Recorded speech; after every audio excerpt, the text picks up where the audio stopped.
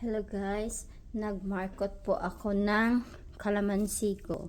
Pero yun, kanina na transfer ko na kasi may mga ugat na siya. Ayan o. May mga ugat na yung na-markot ko dito o. Naputol ko na siya kanina. Yan.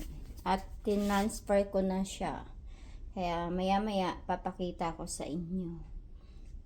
Sa sunod, pag okay na yung isa, ito na naman ibang markot ko.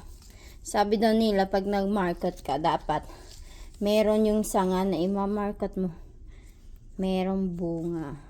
Hindi ko lang alam, yun ang sabi. Kaya ginaya ko na rin. Saka ito na guys, yung na-markot ko. Ayan, tinanim ko na oh. Ayan, may bunga nga siya oh. Ayan. Mahaba na yung ugat niya. Kaya yung kanyang root. Kaya ugat niya, kaya ano na, kinat ko na doon, tapos transfer ko dito. Yan, sana nga mabuhay ganun, pero may ugat na siya di ba?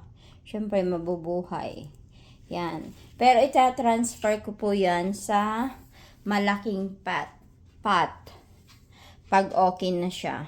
Pag yung talagang alam ko na okay na, ililipat ko siya sa malaki kasi hindi siya pwede dito sa maliit na to. Yan. Temporary lang to. Temporary lang tong pot niya.